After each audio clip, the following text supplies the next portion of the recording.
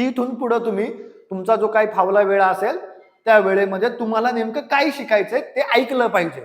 आता ऐकल्याने काय होईल? ही भाषणं ऐकल्यामुळं काय होईल सांगा बरं? तुमचा शब्द साठा वाढेल. आणि महत्वाचं काय सर, तुम्ही जे म्हटले ना की पुढे मी आलो, आता मला आठवतच नाही की काय बोलायचं. याचा अर्थ तुमचं वाचन कमी आहे आणि तुमचं ऐकणं त्या क्षेत्रातलं कमी आहे.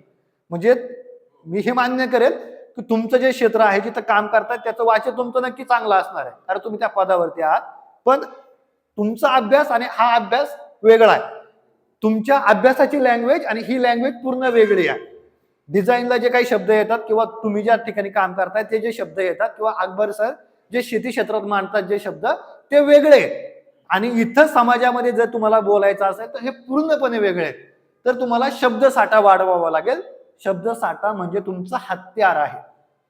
लढाईला जर जायचं म्हटलं तर तलवार ढाल पाहिजे ना, की असं म्हणता येईल येऊ द्या कोणाकडे तलवार आहे ती तलवार येऊ द्या, बंदूक येऊ द्या, मी असा उभा राहतो म्हणून जमेल का?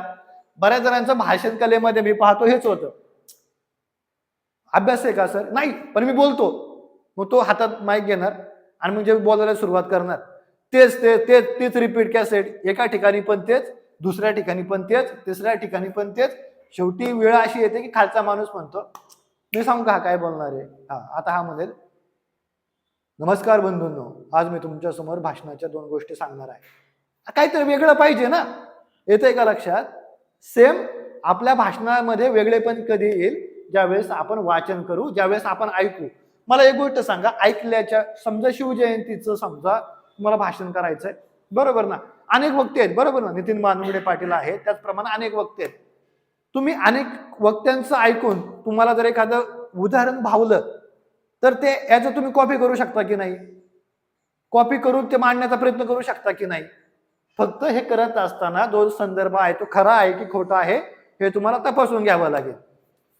नाहीतर तो उभा राहिला, त्याने एकदम आक्रमक भाषण केलं आणि त्याचा संदर्भ नाही आणि ते तुम्ही मांडलं तर फास आपल्या गळ्यापर्यंत येईल. आणि भाषण हे दुधारी तलवार आहे. इथं घरं बसतात पण आणि घरं पेटतात पण, घर उद्ध्वस्त पण होतात.